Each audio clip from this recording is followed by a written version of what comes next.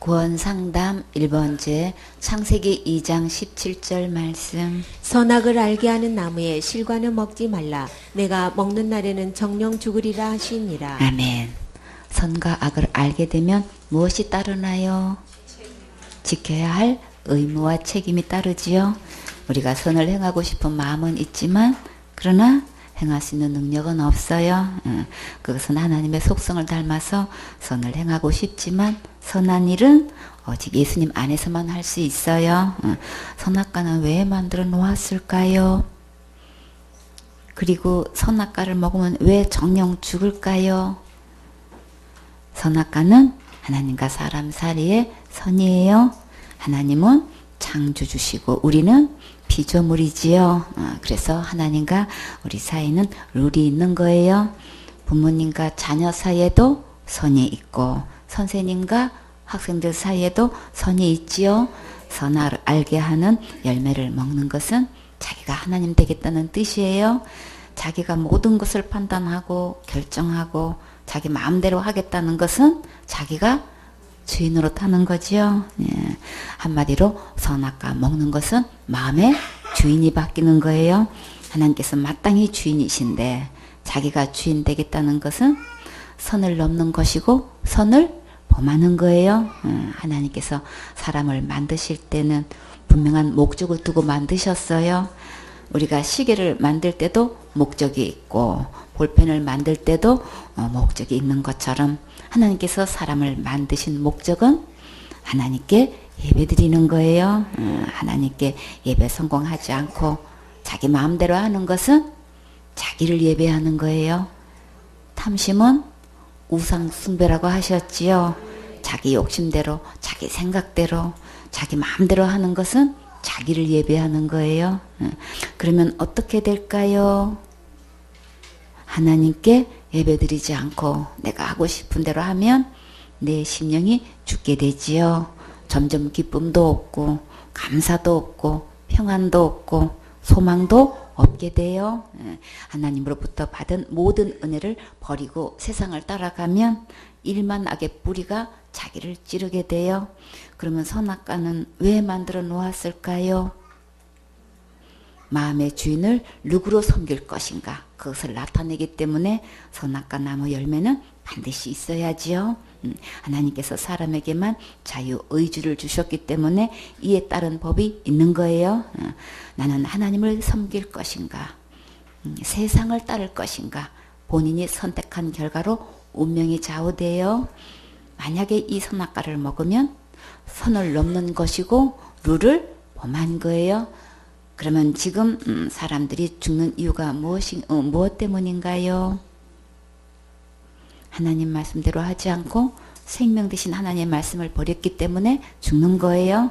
하나님께서 우리를 만드신 분명한 목적대로 예배 성공하면 세상에 줄 수 없는 놀라운 축복을 받아요.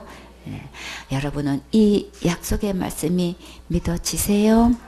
아멘 되시나요? 하나님의 말씀을 믿고 따르면 하나님의 놀라운 기적의 역사가 여러분의 인생에 반드시 일어나요. 영생의 열매, 제사함의 열매, 구원의 열매, 거룩한 열매, 의의 열매, 하나님 자녀되는 열매가 맺혀요. 이제부터 자원해서 온 마음으로 예배 성공해서 기적의 축복의 주인공 되세요. 창세기 1장 26절 말씀. 하나님이 가라사대 우리의 형상을 따라 우리의 모양대로 우리가 사람을 만들고 그로 바다의 고기와 공중의 새와 육축과 온 땅과 땅에 기는 모든 것을 다스리게 하자 하시고. 아멘. 하나님의 생긴 모양과 형상대로 사람을 만드셨는데 옛말에 씨도둑은 못한다고 하지요. 아기가 아빠 엄마를 닮는 것을 보면 정말 신기하지요. 어떻게 그렇게 붕어빵이 될 수 있는지 보면 볼수록 정말 신묘막측하죠. 우리를 그렇게 하나님 모양과 하나님 형상대로 닮게 만드셨어요. 모양과 생김새뿐만 아니라 속성도 하나님을 닮게 만드셨는데 각 사람마다 인격이 있고 그 안에는 곧 지정의가 있지요. 지식적인 것과 감정적인 것 스스로 결단할 수 있는 의지가 있는 건데 그리고 하나님께서 바다의 고기와 공중의 새와 땅에 기는 모든 것을 다스리라고 만드셨어요. 27절에 하나님이 자기 형상 곧 하나님의 형상대로 사람을 창조하시되 남자와 여자를 창조하시고 다 같이 옛날 하나님이 짠짜라 짠짠짠짠짠 사람을 만드셨어요. 흙을 빚어 생기부러 사람을 만드셨어요. 남자를 만들어 아담 외로워 보이니까요. 여자를 만들어 하와 짝지어 주시었어요. 이렇게 하나님 모양과 하나님의 형상대로 사람을 만드셨어요. 그리고 제일 먼저 무엇을 해주셨을까요? 28절에 하나님이 그들에게 복을 주시며 그들에게 이르시되 생육하고 번성하여 땅에 충만하라. 땅을 정복하라. 바다의 고기와 공중의 새와 땅에 움직이는 모든 생물을 다스리라 하시니라. 하나님께서 사람을 만드시고 제일 먼저 복을 주셨어요. 어떤 복을 주셨나요? 생육하고 번성하여 땅에 충만한 복을 주셨지요. 또 땅을 정복하고 모든 생물을 다스리는 큰 권세도 주셨어요. 이렇게 멋진 우주 만물을 창조하시고 에덴 동산을 만드셔서 아담과 하와가 행복하게 살 수 있도록 축복해 주셨어요. 생육하고 번성하라고 하셨는데 아담과 하와는 몇 명의 자녀를 낳았을까요? 제일 먼저 가인과 아벨을 낳았고 가깝도록 자녀를 낳았으니 정말 번성하고 충만한 복을 받았지요. 여러분은 몇 명을 낳으셨나요? 대부분 한두 명 낳고 많아야 세네 명 낳지요. 신약시대에 와서 전 세계에서 제일 많이 다산한 주인공을 한번 만나볼까요? 러시아에 포드로 바실리에프라는 게 여성이 있는데 이름도 참 포드로 바실리에프. 이 여성은 1725년부터 1765년까지 40년 동안 아기를 출생했는데 두 쌍둥이만 16번, 셋 쌍둥이를 7번, 네 쌍둥이를 4번, 그렇게 해서 총 27번의 임신을 했고 총 69명을 출산했어요. 와, 진짜 와지 그치? 그 칠레의 여성이 레오티나 알비나는 새 쌍둥이만 5번을 낳았대요. 그리고 34번의 임신을 했는데 총 44명을 출산했대요. 정말 대단하지요? 하와가 천년이 가깝도록 생산했으면 정말 많이 나왔겠어요. 그렇죠? 생육하고 번성하여 땅에 충만하라. 땅을 정복하라. 생육하고 번성하다 보면 점점 땅에 흩어져서 살게 되고 땅에 또 충만하겠지요. 여러분은 개척형인가요? 안주하는 형인가요? 하나님은 미지의 땅에 가서 개척하고 계속 땅을 정복하라고 하셨어요. 바다의 고기와 공중의 새와 땅에 움직이는 모든 생물을 다스리라고 하셨지요. 모든 생물을 다스리려면 우선 살리는 데 목적을 두고 사랑하고 아끼고 돌봐주어야겠지요. 하나님께서 아담에게 동물들을 이끌어 오셔서 어떻게 이 이름을 짓나 보셨어요? 창세기 2장 19절에 여호와 하나님이 흙으로 각종 들짐승과 공중의 각종 새를 지으시고 아담이 어떻게 이름을 짓나 보시려고 그것들을 그에게로 이끌어 이르시니 아담이 각 생물을 일컫는 바가 곧 그 이름이라. 이렇게 이름을 지어준다는 것은 다스릴 수 있는 권세를 주신 거예요. 아담이 분명히 다스리는 위치에 있게 하심을 볼 수 있지요. 하나님께서 아담과 하와에게 이렇게 엄청난 축복을 주셨는데 끝까지 사명 감당했을까요? 맡은 자에 구할 것은 무엇인가요? 충성이지요. 아담과 하와가 얼마나 충성을 잘하고 있었는지 한번 살펴볼까요? 창세기 3장 1절 말씀. 여호와 하나님의 지으신 들짐승 중에 뱀이 가장 간교하더라. 뱀이 여자에게 물어 가로되 하나님이 참으로 너희더러 동산 모든 나무의 실과를 먹지 말라 하시더냐. 아멘. 어른들이 하시는 말씀 중에 배은망덕한 사람을 뭐라고 표현하시나요? 뭐만도 못하다 그래요? 짐승만도 못하다고 하시지요. 오늘 들짐승 중에 뱀이 가장 간교하다고 했어요. 간교한 것은 간사하고 교활한 것을 말해요. 가장 간교한 뱀이 곧 누구인가요? 마귀지요. 하나님께서 마귀를 한마디로 집짐승도 아닌 들짐승으로 취급하셨어요. 뱀이 뭐라고 간사하게 접근했나요? 하나님이 참으로 너희들어 동산 모든 나무의 실과를 먹지 말라 하시더냐. 여기서 뱀이 말하는 하나님은 어떤 하나님인가요? 동산에 맛있는 과일을 많이 만들어 놓고 먹지도 못하게 하는 나쁜 하나님으로 교묘하게 말하지요. 참으로 그리하였느냐고 물으면 합리적인 의심을 한 번쯤 하도록 좀 부추기는 거지요. 이렇게 말하는 것은 근본 성향이 절대 밝거나 긍정적이지 않고 뭔가가 부정적으로 접근하지요. 이런 말을 듣는 자체가 시험거리고 절대 안 좋은 영향을 받게 돼요. 지도자와 한마음이 되지 않는 자들과는 말을 섞지 마세요. 듣는 순간부터 내용을 혼탁하게 하고 말씀이 들리지 않고 혼란스럽게 돼요. 항상 단마음으로 말씀을 듣고 순종하는 자들과 교제권을 가지세요. 그러면 내 영이 살아나고 좋은 도전도 받게 돼요. 2절에 여자가 뱀에게 말하되 동산나무의 실과를 우리가 먹을 수 있으나.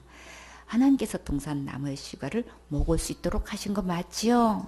이렇게 좋으신 하나님을 못 먹게 하시더냐 이렇게 해가지고 3절에 동산 중앙에 있는 나무의 실과는 하나님의 말씀에 너희는 먹지도 말고 만지지도 말라 너희가 죽을까 하노라 하셨느니라. 하나님께서 만지지도 말라고 하셨나요? 만지면 죽는다고 하셨나요? 그것을 먹으면 죽을까 말까 하나요? 아니지요. 하나님께서 선악과를 먹으면 정녕 죽는다고 하셨지요. 하와가 이렇게 대답하면 하나님의 말씀을 믿는 거예요. 하와가 분명히 먹지 말라고 하시는 것을 머리로는 알고 있었지요. 그래서 아는 것과 믿는 것은 그 열매를 보면 확실히 알 수 있어요. 이렇게 하나님의 말씀을 확실히 알고 믿고 있는 자들은 분명하고 단호하게 말할 수 있어요. 하나님께서 선악과를 먹으면 정녕 죽는다고 하셨어. 그러니까 나는 절대 안 먹을 거야. 이렇게 분명하게 선을 그어야지요. 근데 하와가 죽는데나 어쩐데나 라고 말하면 뱀이 어떻게 할까요? 4절에 뱀이 여자에게 이르되 너희가 결코 죽지 아니하리라. 하나님의 말씀을 180도로 뒤바꿔 놓았지요. 그런데 이상하게도 이 말에 다 속아 넘어가요. 뱀이 이렇게 말하면 하나님의 말씀은 온데간데 없고 그 말에 그냥 영향을 받게 돼요. 그러니까 처음부터 말을 섞으면 안 되겠지요. 선악과를 먹으면 정령 죽는다고 하셨는데 뱀은 결코 죽지 않는다고 했어요. 그러면 누구 말이 맞을까요? 세상에서 하는 말과 성경에서 하나님께서 하신 말씀을 우리가 듣고 있는데 우리의 중심이 어디에 가 있어야 될까요? 요한복음 5장 24절에 내가 진실로 진실로 너희에게 이르노니 내 말을 듣고 또 나 보내신 이를 믿는 자는 영생을 얻었고 심판에 이르지 아니하나니 사망에서 생명으로 옮겼느니라. 진실로 진실로 너희에게 이르노니 죽은 자들이 하나님의 음성을 들을 때가 오나니 곧 이때라. 듣는 자는 살아나리라. 주님의 간곡한 부탁, 내 말을 들어라. 내 말을 믿어라. 내 말 듣고 내 말 들으면 다 살아난다 그러셨어요. 하나님 말씀을 들으면 우리의 영이 살아나서 가장 행복한 길로 인도하시는데 세상 말을 들으면 굉장히 좋은 것 같은데 결국은 속는 거예요. 지금도 선악과 사건은 계속되고 있어요. 나는 지금 하나님의 말씀을 듣고 믿고 따를 것인가, 세상 말을 듣고 따를 것인가, 지금 결정해야 돼요. 하나님께 예배 드릴 것인가, 다른 것을 할 것인가. 그것이 돈 버는 것일 수도 있고 공부하는 것일 수도 있고 친구 만나는 것일 수도 있고 자기가 가장 하고 싶은 것을 할 수 있어요. 그러나 나는 예배 드리는 것을 택할 것인가, 다른 것을 택할 것인가. 자기가 신는 대로 거두어요. 그러니까 신중하게 선택해야겠지요. 5절에 너희가 그것을 먹는 날에는 너희 눈이 밝아 하나님과 같이 되어 선악을 알 줄을 하나님이 아심이라. 선악과 먹으면 하나님처럼 될 수 있나요? 선악을 알게 되면 자기가 지켜야 할 책임과 의무가 따르지요. 그러면 하나님처럼 선을 행할 수 있어요? 하나님만큼 악을 전혀 행하지 않을 자신이 있을까요? 다만 알 뿐이고 마음뿐이지 실제로는 할 수 없지요. 자기가 마음속에 간절히 하고 싶은 마음이 있으니까 할 수 있다고 속는 거예요. 세상에서 하는 말을 들으면 다 잘 될 것 같고 즐겁고 행복할 것 같고 신날 것 같아서 나름대로 열심히 하는데 결국 남는 것은 허무한 뿐이에요. 지치고 병들어서 쓰러질 때 그때는 후회도 세월은 되돌아오지 않아요. 6절에 여자가 그 나무를 본즉 모금직도 하고 보암직도 하고 지혜롭게 할 만큼 탐스럽기도 한 나무인지라.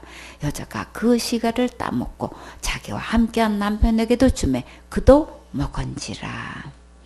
먹으면 죽는다는 것을 알고도 따 먹었으면 무슨 행위인가요? 자살 행위지요. 술에 만취한 상태로 운전하는 것은 무슨 행위인가요? 자살 행위지요. 교통사고 나면 자신의 목숨도 위험하고 다른 사람의 생명도 위험하지요. 술 잔뜩 마시고 수영하면 어떻게 될까요? 심장마비로 갑자기 죽을 수 있기 때문에 이것을 알고도 그렇게 했으면 자살행위예요. 뱀의 말을 듣고 선악과를 보니까 정말 하나님처럼 지혜롭게 될 만큼 탐스럽고 맛있게 보였어요. 보는 순간에 침이 꼭딱 넘어가면서 손이 저절로 갔겠지요. 다 같이 너희 눈이 보는 것을 조심해 조심. 너희 눈이 보는 것을 조심해 조심. 위에 계신 주께서 사랑스레 보시네. 너희 눈이 보는 것을 조심해 조심. 너희 귀가 듣는 것을 조심해 조심. 너희 귀가 듣는 것을 조심해 조심. 위에 계신 주께서 사랑스레 보시네. 너희 귀가 듣는 것을 조심해 조심. 참 잘했어요. 예준이도 아주 웃으면서 했어. 잘했어. 예은이 참 잘했어요. 우리가 듣고 보는 것을 누구를 통해서 접근할까요? 가장 가까운 친구를 통해서 들어오겠지요. 그래서 친구 잘 만나야 한다고 하지요. 친구를 통해 세상의 문화가 전해오기 때문에 교제권이 정말 중요해요. 그래서 예배 성공하고 교회에서 선생님과 믿음의 형제 자매들과 교제권을 가지는 게 제일 좋아요. 어려서부터 성서적 가치관을 가지고 신앙적 우파로 자라가는 게 너무나 중요해요. 그래야 세상에 나가서 영향력을 미칠 수 있는 큰 그릇이 될 수 있어요. 세상 것들이 부러워서 그것으로 마음이 치우치면 결국 세월 낭비하고 예배 드리고 싶지 않아져요. 결국 하나님의 말씀이 들리지 않고 점점 교회 가기가 싫어져요. 이런 것은 다 하나님을 버리는 행위예요. 하와는 선악과를 따먹고 남편에게도 따다 주었는데 아담도 선악과를 먹었어요. 하나님께서 그렇게 신신당부하시고 아담도 꼭 약속했는데 이렇게 쉽게 먹어버렸네요. 하나님의 말씀을 믿었다면 하와가 사고 친 것을 보면 어떻게 해야 하나요? 펄펄 뛰고 하와를 하나님께 데리고 가서 도와달라고 해야지요. 근데 그렇게 어떻게 그렇게 쉽게 넙죽 받아먹을 수 있을까요? 그래서 믿음이 좋은 배우자를 잘 만나야 돼요. 호세아 6장 7절에 저희는 아담처럼 언약을 어기고 거기서 내게 패역을 행하였느니라. 여자 앞에서 작아지는 남자들의 초라한 모습이에요.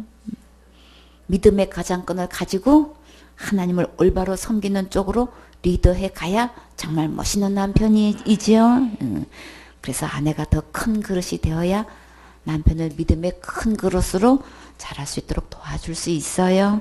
심는 대로 각자가 거두어요. 다 같이 심는 대로 거두리라. 더 크게 심는 대로 거두리라. 더 많이 심는 대로 거두리라. 아멘. 여러분은 좋은 것 많이 심고 크게 심어서 하나님께 축복받는 멋진 주인공 되세요.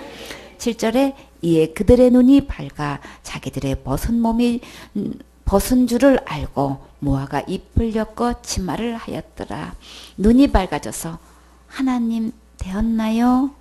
아니지요. 제일 먼저 무엇이 보였나요? 자기들의 벗은 것을 보았어요. 그런데 어떻게 벗은 것을 처음 본 것처럼 이렇게 모아가 잎을 치마로 만들어 입었을까요? 창세기 2장 25절에 아담과 그 아내 두 사람이 벌거벗었으나 부끄러워하지 아니하니라. 하나님께서 아담과 하와가 처음부터 벌거벗었다고 하셨는데 아담과 하와는 선악과를 먹고 제일 먼저 자기의 벗은 줄을 알았다고 했을까요? 벌거벗었으나 하나님께서 아담과 하와 안에 계실 때는 하나님의 거룩한 옷을 입혀주신 거예요. 거룩한 하나님 앞에 예배 드릴 때는 반드시 거룩한 옷을 입고 있어야 해요. 시편 29편 2절에 여호와의 이름에 합당한 영광을 돌리며 거룩한 옷을 입고 여호와께 경배할지어다. 거룩한 옷을 입고 예배 드리는 것이 맞죠? 하나님 앞에 나아갈 때는 그에 맞는 의관을 갖추어야 해요. 우리가 운동할 때에는 운동 복장을 하고 또 등산을 하면 그에 맞는 복장을 하고 수영할 때는 이에 맞는 옷을 입듯이 하나님께 예배 드릴 때는 거룩한 옷을 입고 하나님의 이름에 합당한 영광을 돌려야 되는 거예요. 그러면 아담과 하와가 모아가 잎으로 치마를 삼고 있으면 거룩한 옷이 될 수 있을까요?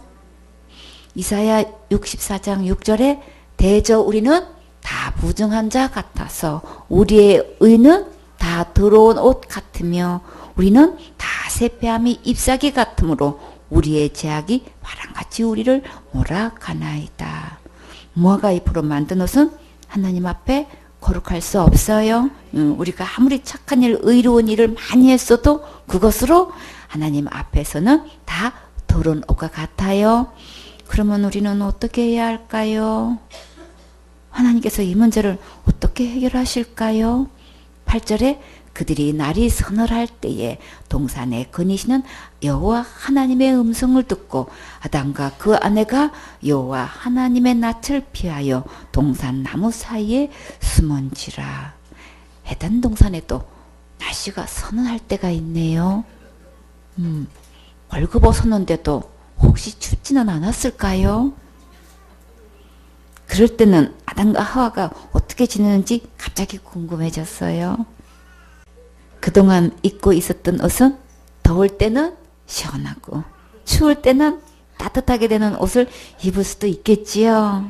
냉장 소재의 옷도 있고 히트텍 옷도 있지요. 이것을 동시에 사용할 수 있는 것을 개발할 수도 있지요. 에덴 동산에서 서늘할 때에 무화과 옷을 입고 있으면 좀 추웠을까요? 아무튼 중요한 것은 그 무화과 나무 잎 입고 하나님 앞에 설 수 있는지가 문제지요. 9절에 여호와 하나님이 아담을 부르시며 그에게 이르시되 네가 어디 있느냐.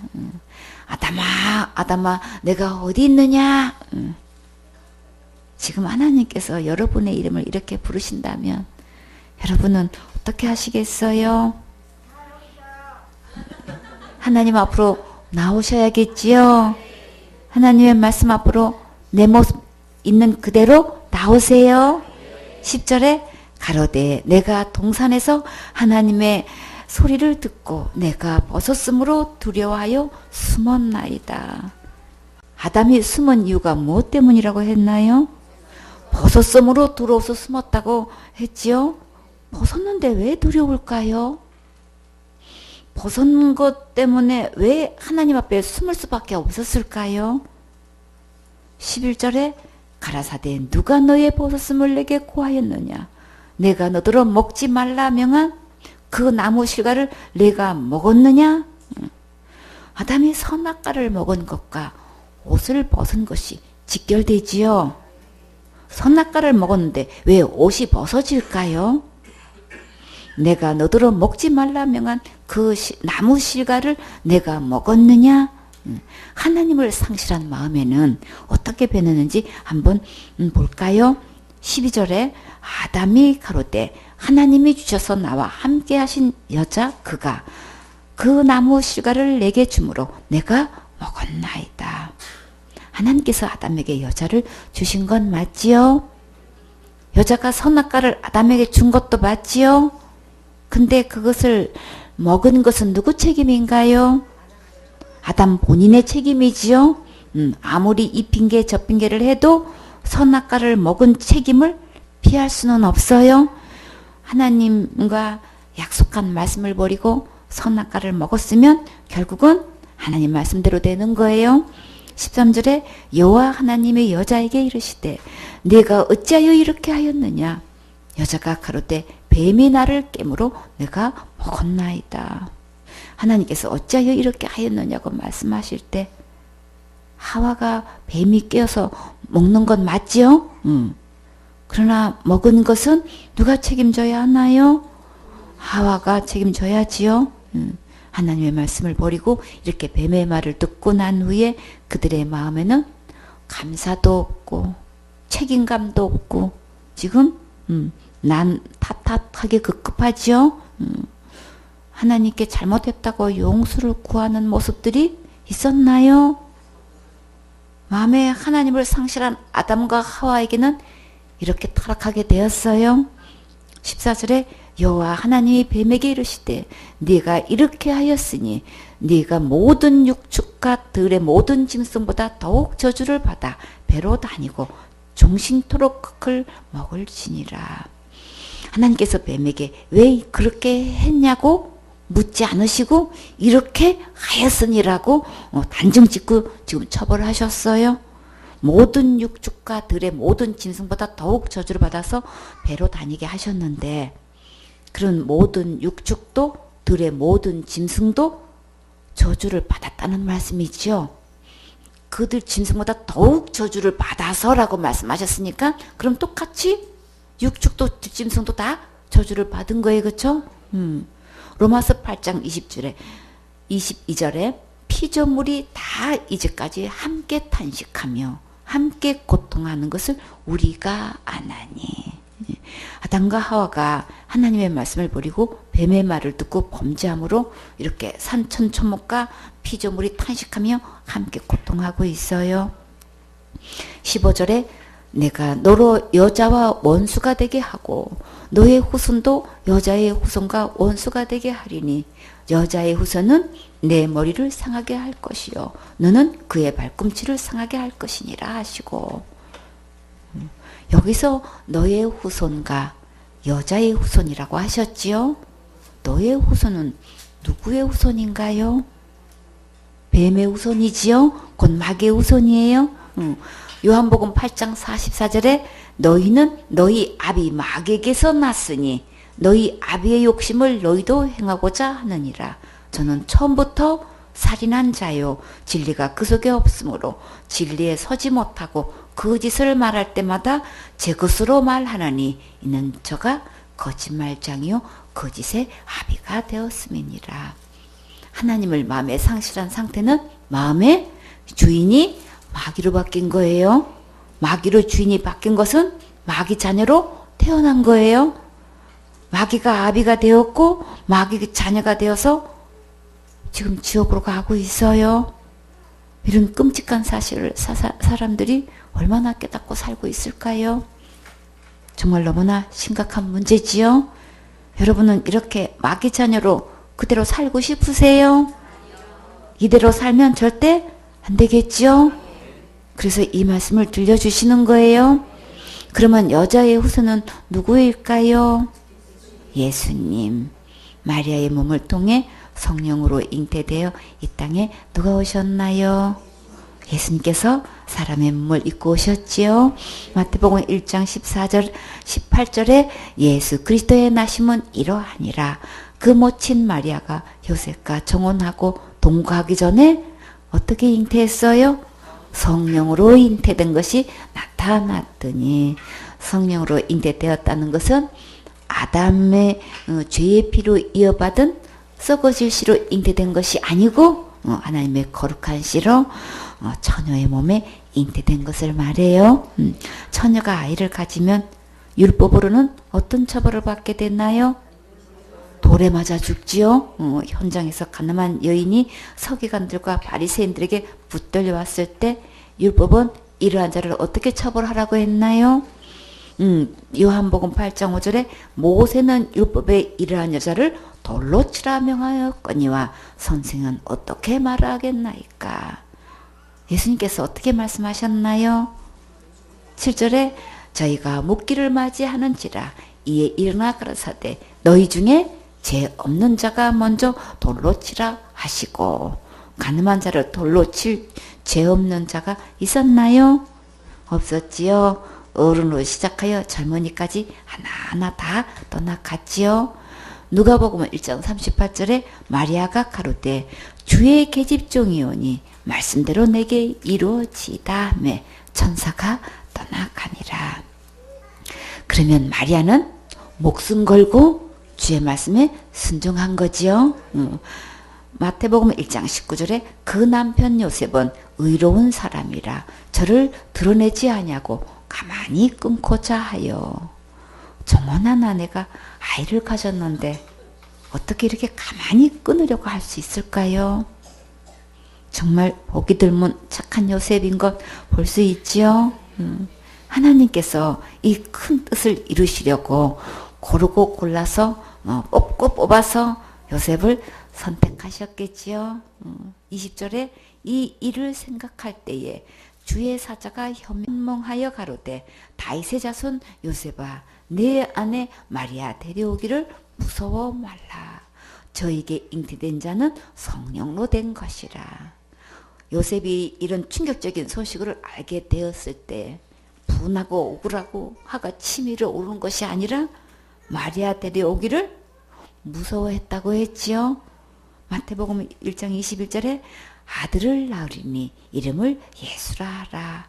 이는 그가 자기 백성을 저희 죄에서 구원할 자이심이라 하니라. 이렇게 성령으로 잉태된 아기는 아들인데 이름을 예수라고 하라고 하셨어요. 예수님의 이름의 뜻은 자기 백성을 저희 죄에서 구원할 자이시지요. 예수님께서 몸을 입고 오신 목적은 죄에서 이를 구원하시라고 오셨어요. 아담이 하나님의 말씀을 버리고 마귀 말 듣고 선악과 먹은 것은 마귀 자녀가 된 거예요. 이런 자들은 여자의 후손 곧 예수님께서 구원하셔서 하나님의 자녀가 되게 하셨어요. 그래서 여자의 후손과 마귀의 후손이 나뉘는 거예요.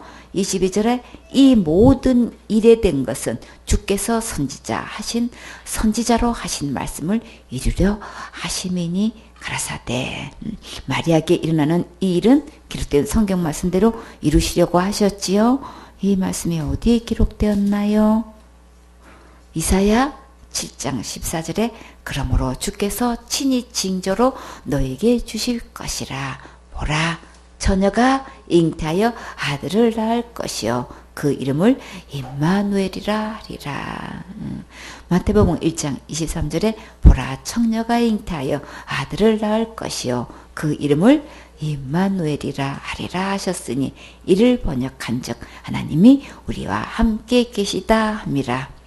그러면 성령으로 잉태된 아기는 곧 하나님이시라는 것이지요. 예수님은 곧 하나님이세요. 하나님께서 몸을 입고 오셔서 우리를 지옥 갈 모든 죄에서 구원하시려고 오셨어요. 예수님께서 몸을 희생제물로 드려 십자가에서 죽으시고 부활하셔서 우리를 거룩하게 하셨어요. 이것을 믿으면 지옥 갈 모든 죄에서 구원받고 하나님의 자녀가 될 수 있어요. 24절에 요셉이 잠을 깨어 일어나서 주의 사자의 분부대로 행하여 그 아내를 데려왔으나. 요셉은 하나님의 말씀을 믿고 이렇게 마리아를 데려왔어요. 정말 요셉은 의롭고 착하지요. 하나님의 자녀는 세상에 뭐라고 해도 하나님의 말씀에 이렇게 순종할 수 있어야겠지요. 더 놀라운 것은 정말 그 누구도 하기 어려운 일을 요셉은 순종했어요. 그게 뭘까요? 25절에 아들을 낳기까지 동침치 아니하더니 나음의 이름을 예수라 하더라. 이렇게 한방에서 한 입을 덮고 자는데 이렇게 자기 아내 마리아와 동침하지 않을 수 있을까요? 그건 정말 대단하지요. 하나님의 말씀이 이루어지기까지 요셉은 이렇게까지 순종한 것을 이렇게 새롭게 볼 수 있었어요. 이렇게까지 하는 요구에서 요셉은 합격의 주인공이 되었어요. 여러분의 믿음의 현주소가 어디까지 순종할 수 있나요? 이렇게까지 할 수 있으려면 하나님의 특별한 은혜를 입어야겠지요. 하나님의 은혜를 입으려면 어떻게 해야 될까요? 예배 성공해야지요. 예배를 통해 하나님 말씀을 계속 들으면 믿음의 그릇이 커져서 이렇게까지 순종할 수 있어요. 믿음은 들으면서 나지요. 하나님 말씀을 계속 들으면 믿음이 점점 자라서 이렇게까지 시험에 능히 합격할 수 있어요. 여러분도 각자가 받은 이렇게까지의 훈련에 합격하는 멋진 주인공 되세요. 15절에 내가 너로 여자와 원수가 되게 하고 너의 후손도 여자의 후손과 원수가 되게 하리니 여자의 후손은 내 머리를 상하게 할 것이요 너는 그의 발꿈치를 상하게 할 것이니라 하시고, 뱀의 후손과 여자의 후손은 원수가 되었지요. 여자의 후손이 뱀의 머리를 상하게 하는 것은 예수님의 십자가의 대승리를 말해요. 골로새서 2장 13절에 또 너희의 범죄와 육체의 모할례로 죽었던 너희를 하나님이 그와 함께 살리시고 우리에게 모든 죄를 사하시고 우리를 거스리고 우리를 대적하는 의문의 쓴 증서를 도말하시고 죄하여 버리사 십자가에 못 박으시고 정사와 건세를 벗어버려 밝히 드러내시고 무엇으로 승리하셨나요? 십자가로 승리하셨느니라. 이렇게 십자가의 대승리로 마귀의 머리를 상하게 하셨어요. 뱀은 머리가 상하면 죽게 되지요. 너는 그의 발꿈치를 상하게 할 것이니. 이 말씀은 예수님의 십자가의 죽음을 말해요. 예수님께서 채찍에 맞으시고 십자가에서 손과 발에 못 박히시고 머리에 가시관 쓰시고 피 흘리셨어요. 예수님께서 십자가에서 죽으시고 부활하셔서 지옥 갈 내 모든 죄를 영원히 용서해 주셨어요. 여자의 후손은 곧 예수님이세요. 이렇게 창세기에 선악과 사건을 통해서 장차 예수님이 오실 것을 예언하신 거예요. 16절에 또 여자가 이르시되 내가 네게 잉태하는 고통을 크게 더하시리니 내가 수고하고 자식을 낳을 것이며 너는 남편을 사모하고 남편은 너를 다스릴 것이니라 하시고.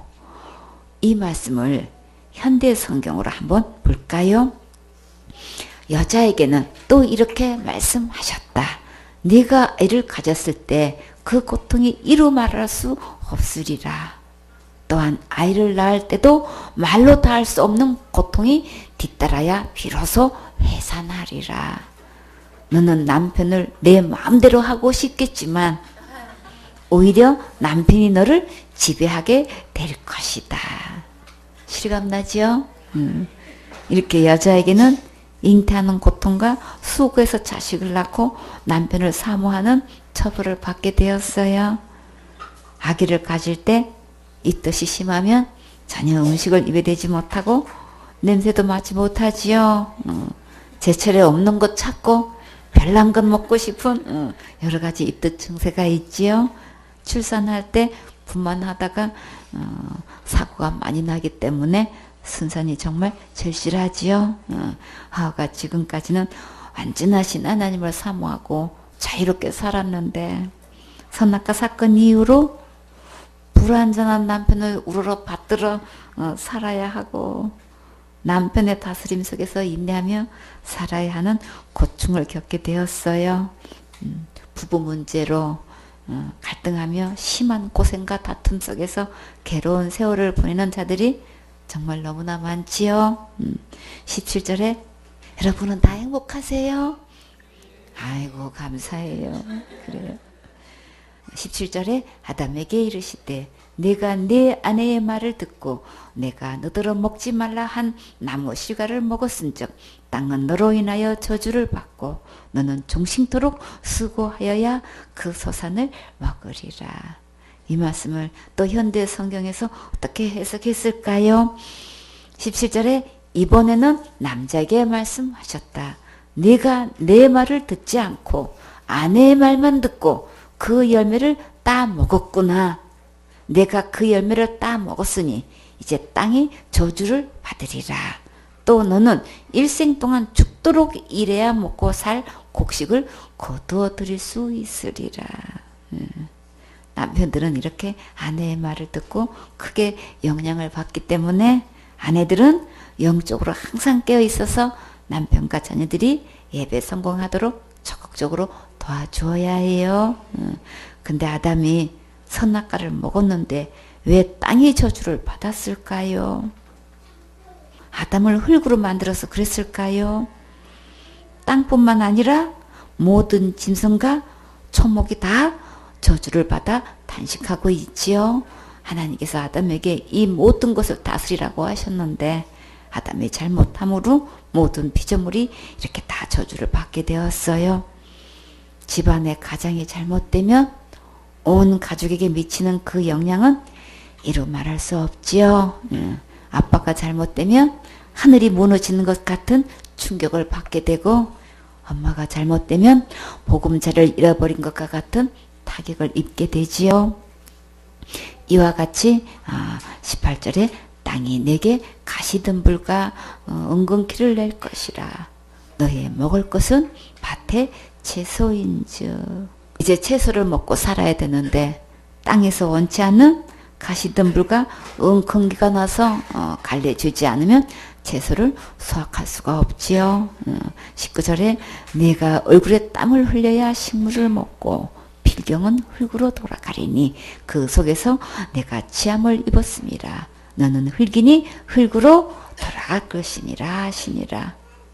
농사 지어서 먹고 사는 것이 아니라 종신토록 고생하다가 결국에는 흙으로 돌아가게 되었어요. 어떤 의학 박사가 신체에 대한 연구를 하다가 사람의 몸이 죽지 않게 만들어졌다는 것을 깨달았대요. 근데 사람이 왜 죽을까요? 죄의 싹은 사망이라 사람의 죄를 지어서 죽게 되었지요. 생명 대신 하나님을 버리고 떠났기 때문에 죽음이 찾아왔어요. 하나님 말씀을 믿지 않고 마음의 주인을 바꾼 것이 죄의 시작이에요. 처음부터 하나님은 사람이 죽게끔 창조하신 거 아니에요? 영원토록 살 수 있도록 이렇게 만드셨는데 하나님을 떠났기 때문에 이렇게 죽음이 찾아왔지요. 20절에 아담이 그 아내를 하와라 이름하였으니 그는 모든 산자의 어미가 됨이더라. 하와의 이름의 뜻은 생명이란 뜻이고 또 모든 살아있는 것들의 어미란 뜻이에요. 정말 굉장한 뜻이지요. 그러면 여태까지 이름도 없이 살았을까요? 그러면 그동안 뭐라고 불렀을까요? 자기야 그랬을까요? 여보야 했을까요? 아담이 아내에게 이름을 지어준 것을 보면 새로운 마음을 가지고 새 출발하는 것을 볼 수 있지요. 아담이 어떻게 해서 그렇게 새 출발을 할 수 있었을까요? 하나님께서 아담에게 어떤 은혜를 주셨는지 정말 궁금하지요. 우리도 하나님의 이 은혜를 받으면 산자의 의미가 될 수 있어요. 그래서 소망 있어요. 21절에 여호와 하나님이 아담과 그 아내를 위하여 가죽옷을 지어 입히시니라. 그것을 얻으려면 무엇이 필요한가요? 짐승이 희생될 때만 얻을 수 있지요. 하나님께서 아담과 하와에게 입혀주신 이 가죽옷은 곧 누구실까요?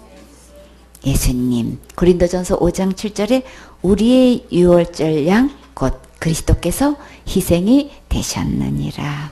가죽옷은 예수님께서 십자가에서 희생이 되심으로 우리에게 입혀줄 수 있는 옷이에요. 베드로전서 1장 19절에 오직 흠없고 점없는 어린 양 같은 그리스도의 보배로운 피로 한 것이니라. 죄의 싹은 사망이기 때문에 생명이 희생되지 않고는 용서될 수가 없어요.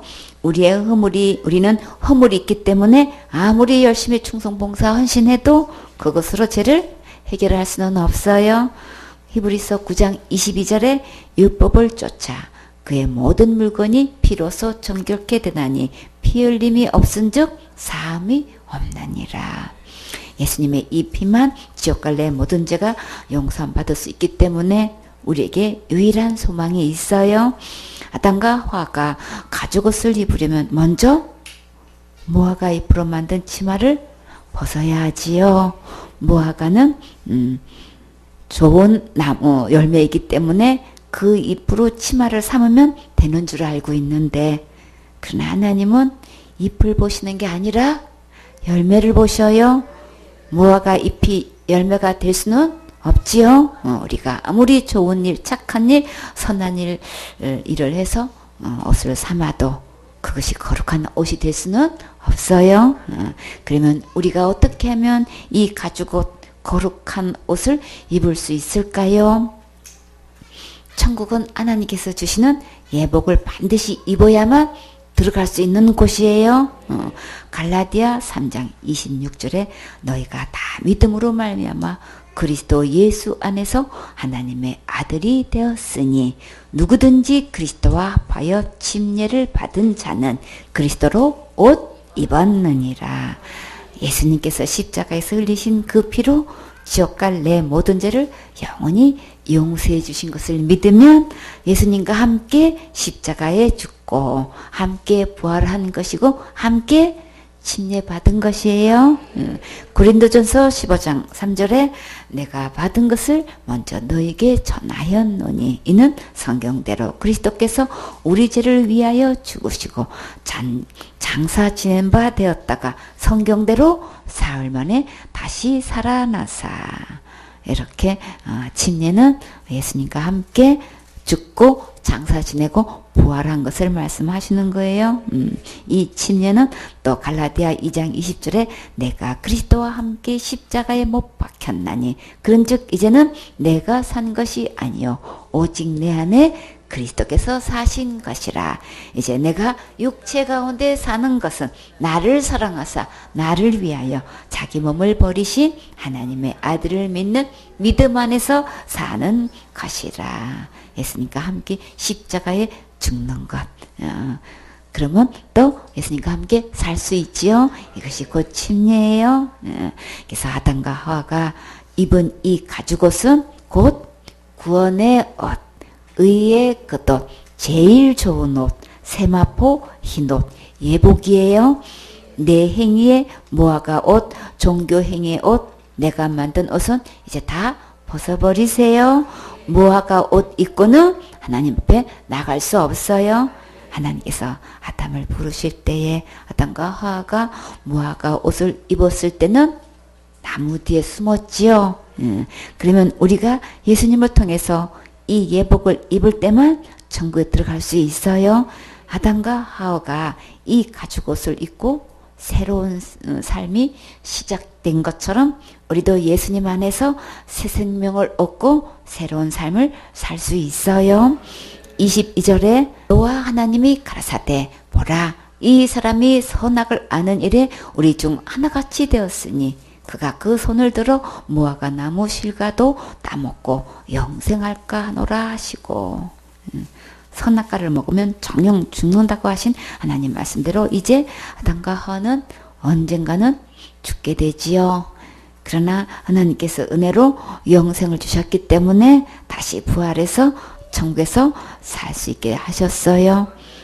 그런데 만약에 생명나무 열매를 먹고 죽지 않는 몸으로 계속 산다면 어떻게 될까요? 정상적인 건강한 사람의 모습이 아니라 병들고 다친 몸으로 고통 속에서 신음하며 살아간다면 정말 너무나 끔찍한 모습이 되어 가겠지요. 여러분은 그런 모습으로 살아가고 싶으세요? 절대 아니지요. 에덴 동산에 아담과 하와가 살게 되면 또 혹시 생명 과일을 먹을 수 있기 때문에 좋으신 하나님께서 이 문제를 어떻게 해결하셨을까요? 23절에 여호와 하나님이 에덴 동산에서 그 사람을 내어보내어 그의 근본된 토지를 갈게 하시니라. 하나님께서 아담과 하와를 에덴 동산에서 내어보내신 것은 정말 큰 사랑이에요. 에덴 동산에서 있을 때는 맛있는 과일을 먹고 살았는데 이제는 토지를 경작해야만 되었어요. 하나님께서 왜 그렇게 하셨을까요? 육맥과 영맥이 같이 간다고 하셨지요. 우리의 마음에는 모든 불의가 가득하기 때문에 마음을 기경하지 않으면 감사를 잃어버리고 온갖 불평과 원망과 쓴뿌리로 가득해서 고통 속에서 살게 되기 때문에 반드시 묵은 땅을 기경해야 해요. 우리는 하나님의 하시는 일을 다 이해 못하고 원망하고 불평할 때가 너무나 많지요. 근본된 토지를 기경해야 수확을 거둘 수 있듯이 우리 마음밭도 기경해야 범사에 하나님께 감사하고 좋은 마음밭이 되어서 하나님 말씀에 순종하여 행복한 삶을 살 수 있어요. 호세아 10장 12절에 너희가 자기를 위하여 의를 심고 긍휼을 거두라. 지금은 곧 여호와를 찾을 때니 너희 묵은 땅을 기경하라. 마침내 여호와께서 임하사 의를 비처럼 너에게 내리시리라. 언제 기경하면 가장 좋은가요? 비가 오고 난 뒤가 제일 좋지요.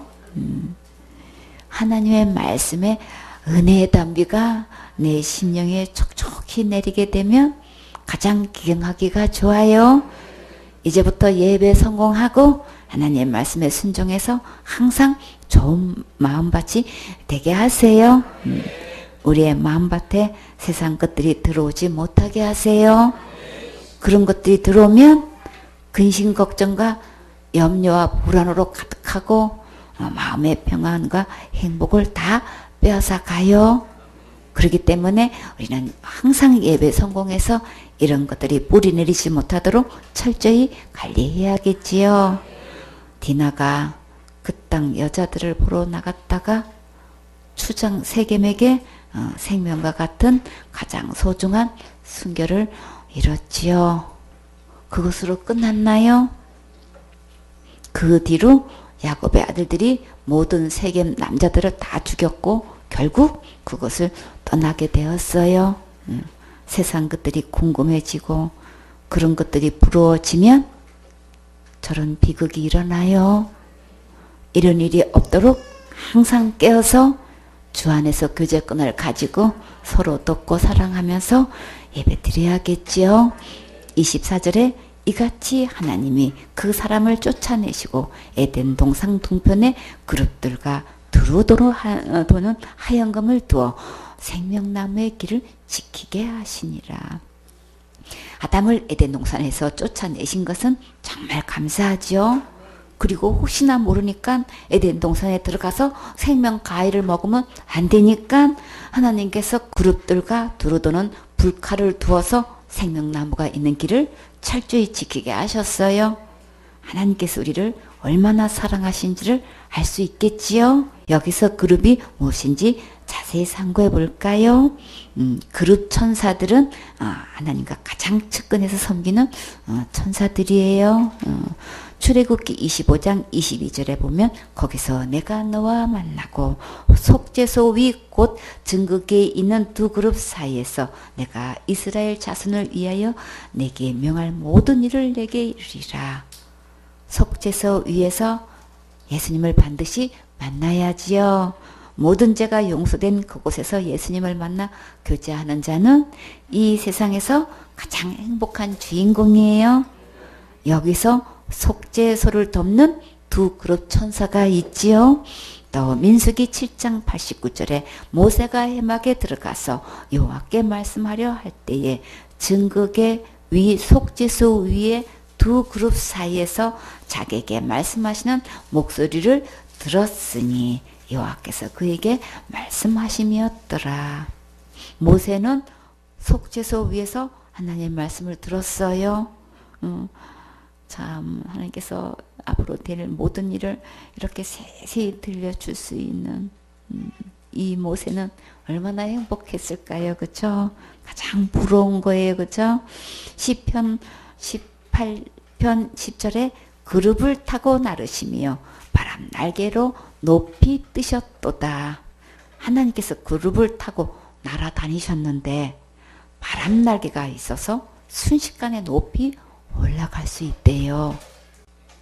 스텔스 전투기가 최속력으로 날아가다가 급증가하고 바로 이로 수직 상승하고 이렇게 내려올 수도 있나요? 불가능해요.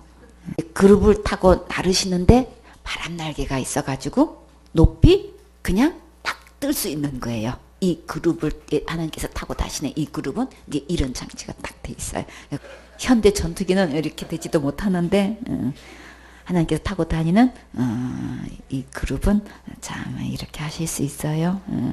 또 시편 99편 1절에 여호와께서 통치하시니 만민이 뜰 것이요 여호와께서 그룹 사이에 자정하시니 땅이 여동할 것이로다. 하나님께서 그룹 사이에 앉으셔서 우주 만물을 통치하실 때에 땅이 흔들렸고 만민이 떨었어요. 그룹들은 어떤 모습을 하고 있었을까요? 에스겔에서 꼭 하나님이 이렇게 만민을 통치하셨을 때도 이렇게 그룹 사이에서 이렇게 자정하셨다고 하셨지요.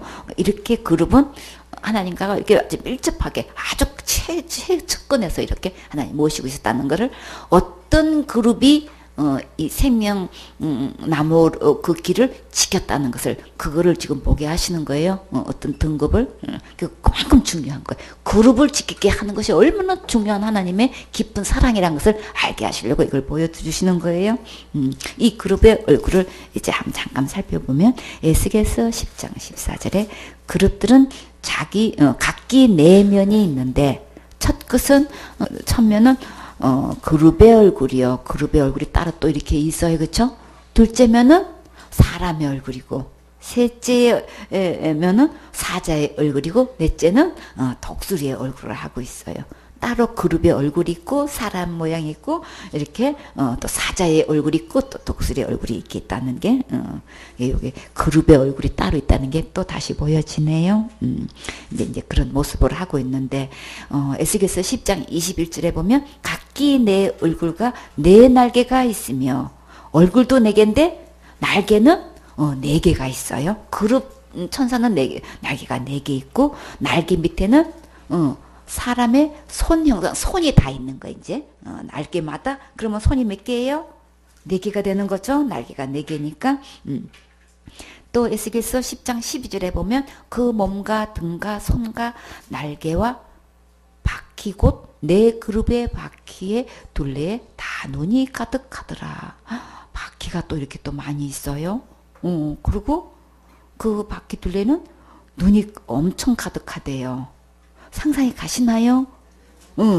이렇게 그림을 그릴 수 있으면 진짜 좋겠죠, 그쵸? 하여튼, 대충 이런 그룹의 모습이 이렇다는 걸 우리가 한번 보세요. 근데, 에스겔서 1장 14절에 보면, 그 생물의 왕래가 번개같이 빠르더라. 전투기가 따라갈 수 없는, 이렇게 그 생물의 왕래가 이렇게 번개같이 그냥 왔다 갔다 그냥 위로 올라 막 이렇게 얼마든지 할 수 있는 이런 그룹인 거예요. 그렇죠? 이런 그룹들에게 생명나무 열매를 지키게 하셨어요. 그리고 에덴 동산에서 불칼이 계속 돌고 있어서 아무도 들어올 수가 없어요. 그러면 우리가 생명나무 열매는 언제 마음 놓고 따물 수 있을까요? 천국 가면요, 계시록 22장 1절에 또 그가 수정같이 맑은 생명수 강을 내게 보이니 하나님과 및 어린 양의 보좌로부터 나와서 길 가운데로 흐르더라. 강 좌우에 생명나무가 있어 12가지 실과를 맺히되 달마다 그 실과를 맺히고 그 나무 잎사귀들은 만국을 소성하기 위하여 있더라. 참 보좌에서 이렇게 물이 스며나 가지고 이렇게 생명강이 이렇게 형성되어 있는데 그 좌우에 이 생명나무가 있어요. 그렇죠? 생명나무에는 몇 가지 열매가 맺혀요? 12가지가 맺혀요. 이렇게 생명나무가 있는데 계시록 2장 7절에 보면 기 있는 자는 성령의 교회들에게 하시는 말씀을 들을지어다. 이기는 그에게는 내가 하나님의 낙원에 있는 생명나무의 가시를 주워 먹게 하리라. 무엇을 이기면 생명나무의 가시를 주워 먹을 수 있을까요?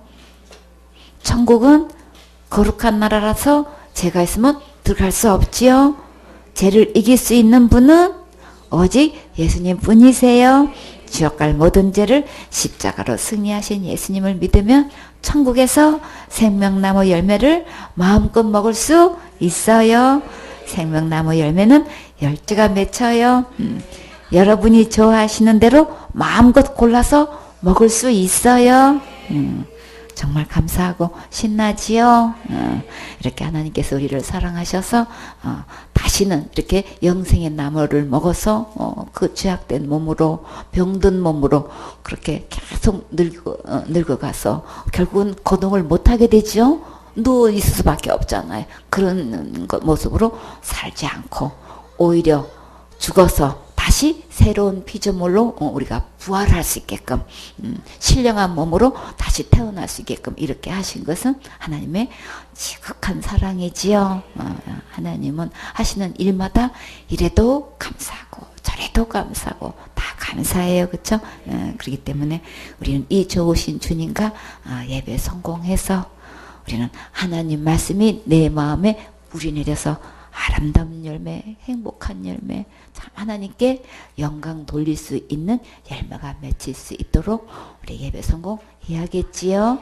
아멘.